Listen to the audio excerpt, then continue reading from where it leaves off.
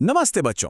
मैं हूं आपका अपना नमन देवांगन सर और आज की इस शानदार क्लास में आप सभी का स्वागत है। देखिए, मुद्रा यानी पैसे के बारे में बुनियादी बातें तो हम सब जानते ही हैं, है ना? लेकिन आज हम बैंकिंग की दुनिया के वो दिलचस्प रहस्य सुलझाने वाले हैं जो शायद ही कोई आपको बताता है। आज आपको समझ आएगा कि बैंक सिर्फ हमारा पैसा सुरक्षित रखने वाली कोई भारी भरकम तिजोरी नहीं है, बल्कि ये हमारी पूरी अर्थव्यवस्था को दौड़ाने वाला सबसे बड़ा इंजन है। तो चलिए, बिना किसी देरी के इस धमाकेदार एनालिसिस को शुरू करते हैं। और हाँ, आगे बढ़ने से पहले चैनल को सब्सक्राइब कर लीजिए और वो घंटी वाला बटन जरूर दबा दें ताकि बोर्ड एग्जाम की तैयारी एकदम नॉन स्टॉप चलती रहे। अब सबसे पहले जरा एक बात सोचिए, ये जो पैसा छपता है ये आखिर जाता कहाँ है? मतलब ये अर्थव्यवस्था में असल में कहाँ और कैसे घूमता रहता है? सच बताऊं तो बैंक वो छिपे हुए इंजन हैं जो हमारी पूरी इकोनॉमी को दिन रात रफ्तार देते हैं। सोचकर देखिए, अगर बैंक ना हो तो सब कुछ बस एक ही जगह पर रुक जाएगा, बिल्कुल ठप। तो आज के हमारे इस मास्टर क्लास का एजेंडा क्या है? बहुत ही सिंपल और क्लियर। सबसे पहले हम समझेंगे कि व्यापारिक बैंक क्या होते हैं। उसके बाद हम साख सृजन का वो असली जादू देखेंगे जो बैंक करते हैं। फिर हम बात करेंगे रिजर्व बैंक यानी आरबीआई की और उसके मुख्य कार्यों को जानेंगे। और अंत में सबसे जरूरी टॉपिक साख नियंत्रण के उपकरण समझेंगे। ठीक है, चलिए गहराई में उतरते हैं। भाग 1, द इंजन यानी कमर्शियल बैंक्स यानी व्यापारिक बैंक्स। अब देखिए, जिस तरह किसी भी लंबी दूरी की ट्रेन को खींचने के लिए एक दमदार इंजन की जरूरत होती है ना, बिल्कुल वैसे ही हमारी रोजमर्रा की अर्थव्यवस्था को दौड़ाने के लिए इन व्यापारिक बैंकों की जरूरत होती है। लेकिन यहाँ एक बात बहुत ध्यान से सुनिएगा। अक्सर हमें लगता है कि बैंक शायद कोई चैरिटी या समाज सेवा करने वाली संस्थाएं हैं। बिल्कुल नहीं। कमर्शियल बैंक्स वो संस्थाएं हैं जो अलग अलग खातों में जमा स्वीकार करती हैं, जरूरतमंदों को लोन देती हैं और जगह जगह निवेश करती हैं। और ये सब वो किस लिए करते हैं? सिर्फ और सिर्फ लाभ कमाने के लिए। मुनाफा ही इनका सबसे मेन मोटिव होता है। तो इनके मेन काम क्या हुए? प्राथमिक कार्यों की बात करें तो सबसे पहला है पैसे जमा करना, जैसे आपका करंट, सेविंग या फिक्स्ड डिपॉजिट। और फिर लोगों को लोन देना। इसके अलावा कुछ सेकेंडरी काम भी होते हैं, जैसे ओवरड्राफ्ट की फैसिलिटी देना, बिलों की छूट और ग्राहकों के लिए एक एजेंट की तरह काम करना। बच्चों, मेरी मानिए तो इस लिस्ट का एक स्क्रीनशॉट जरूर ले लीजिए। एग्जाम के रिवीजन में ये आपके बहुत काम आने वाला है। चलिए अब बात करते हैं उस जादू की जो बैंकिंग की दुनिया का सबसे बड़ा और शायद सबसे रोमांचक रहस्य है। भाग 2, मुद्रा सृजन या साख सृजन। अब क्या कोई इस बात पर यकीन करेगा कि बैंक अपने पास रखे गए थोड़े से कैश रिजर्व से कई गुना ज्यादा पैसा लोगों को उधार दे देते हैं? जी हाँ, और वो भी 100% कानूनी तरीके से। चलिए देखते हैं ये मैजिक असल में होता कैसे है। इस फॉर्मूले को देखिए। मनी मल्टीप्लायर यानी मुद्रा गुणक बराबर होता है 1/LRR। LRR मतलब लीगल रिजर्व रेशियो। सबसे इंपॉर्टेंट पॉइंट यहाँ ये है कि यही LRR गणित के हिसाब से ये तय करता है कि बैंक अपनी शुरुआती जमा राशि से बाजार में कुल कितनी साख या क्रेडिट जनरेट कर सकते हैं। और ये जो टेबल आप देख रहे हैं, ये बड़ी ही खूबसूरती से दिखाती है कि ये जादू काम कैसे करता है।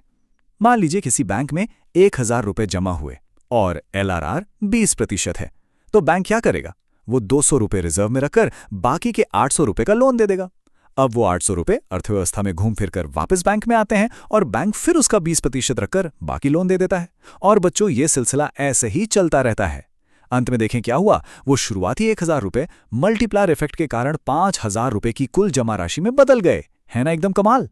इंजन और उसके साख बनाने के इस शानदार जादू को समझने के बाद अब बारी है मैक्रो लेवल पर राज करने वाले असली बॉस से मिलने की। भाग 3, द बॉस, केंद्रीय बैंक, जिसे हम अपने देश में भारतीय रिजर्व बैंक या सिंपली आरबीआई के नाम से जानते हैं।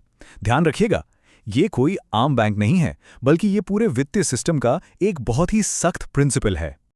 आसान भाषा में कहें तो केंद्रीय बैंक देश की मौद्रिक प्रणाली की सर्वोच्च संस्था है, एकदम टॉप बॉडी। ये हमारे पूरे बैंकिंग ढांचे को कंट्रोल करता है, उसे ऑपरेट करता है और सही दिशा निर्देश देता है। दुनिया के जितने भी आर्थिक रूप से विकसित देश हैं, उन सबके पास अपनी वित्तीय स्थिरता को बनाए रखने के लिए एक ऐसा ही पावरफुल सेंट्रल बैंक होता है। तो आरबीआई के मुख्य काम क्या हैं? सबसे दिलचस्प बात तो यह है कि देश में नोट छापने का एकमात्र अधिकार आरबीआई के पास ही है। लेकिन यहां एक बहुत ही खास अपवाद है, एक एक्सेप्शन है। 1 रुपए का नोट और जितने भी सिक्के होते हैं, उन्हें आरबीआई नहीं बल्कि भारत सरकार का वित्त मंत्रालय जारी करता है। इसके अलावा आरबीआई सरकार का भी बैंक है, सभी व्यापारिक बैंकों का भी बैंक है जो उन पर नजर रखता है, और हमारे विदेशी मुद्रा भंडार का रक्षक भी है। चलिए अब बढ़ते हैं चौथे और बोर्ड परीक्षा के नजरिए से सबसे ज्यादा स्कोरिंग हिस्से की ओर, नियंत्रण के लीवर यानी मुद्रा आपूर्ति और साख का नियंत्रक। देखिए, अर्थव्यवस्था की गाड़ी को मंदी के गड्ढे या भारी महंगाई की स्पीड से बचाने के लिए आरबीआई स्टीयरिंग व्हील की तरह कुछ खास उपकरणों का इस्तेमाल करता है। ये उपकरण मुख्य रूप से दो कैटेगरी में बांटे जाते हैं। पहले हैं क्वांटिटेटिव टूल्स यानी परिमाणात्मक उपकरण, जिनका सीधा असर पूरी अर्थव्यवस्था में साख की कुल मात्रा पर पड़ता है, और दूसरे हैं क्वालिटेटिव टूल्स यानी गुणात्मक उपकरण, जो बहुत ही टारगेटेड होते हैं, मतलब ये अर्थव्यवस्था के किसी विशेष क्षेत्र या दिशा को कंट्रोल करते हैं। पहले क्वांटिटेटिव टूल्स को समझते हैं। इसे आप अपनी गाड़ी के स्पीडोमीटर की तरह सोचिए। रेपो रेट वो दर है जिस पर आरबीआई कमर्शियल बैंकों को छोटी अवधि के लिए लोन देता है। अब अगर बाजार में महंगाई बहुत ज्यादा है तो आरबीआई रेपो रेट बढ़ा देता है। इससे क्या होगा? आम लोगों के लिए भी लोन लेना महंगा हो जाएगा और महंगाई कंट्रोल में आएगी। इसके बिल्कुल उल्टा है रिवर्स रेपो रेट। ये वो दर है जिस पर आरबीआई बैंकों से उनका जमा पैसा स्वीकार करता है।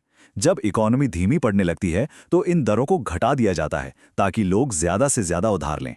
रिजर्व के मामले में दो और बहुत ही जरूरी कॉन्सेप्ट हैं। पहला है सीआरआर यानी नकद आरक्षित अनुपात। ये वो न्यूनतम हिस्सा है जो बैंकों को हर हाल में सीधे आरबीआई के पास नकद रूप में रखना ही पड़ता है। और दूसरा है एसएलआर यानी वैधानिक तरलता अनुपात। ये वो हिस्सा है जो बैंकों को खुद अपने पास सुरक्षित रखना होता है। बस एक बात याद रखिए, अगर आरबीआई इन दोनों रेट्स को बढ़ा दे तो कमर्शियल बैंकों के पास उधार देने के लिए पैसा बहुत कम बचेगा और इससे उनकी साख सृजन की क्षमता सीधे तौर पर गिर जाती है। चलिए आगे बढ़ते हैं और देखते हैं कि खुले बाजार की क्रियाएं या ओएमओ कैसे काम करती है। स्टेप 1, आरबीआई बाजार में अपनी सरकारी प्रतिभूतियां यानी सिक्योरिटीज बेचता है। स्टेप 2, जब व्यापारिक बैंक इन्हें खरीदते हैं तो उनका अपना रिजर्व बैलेंस कम हो जाता है। और स्टेप 3, इसका सीधा रिजल्ट ये होता है कि बैंकों की उधार देने की यानी साख बनाने की क्षमता घट जाती है।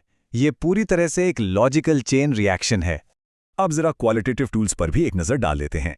इनमें मार्जिन रिक्वायरमेंट, मॉरल सुएशन यानी नैतिक प्रभाव और चयनात्मक साख नियंत्रण आते हैं।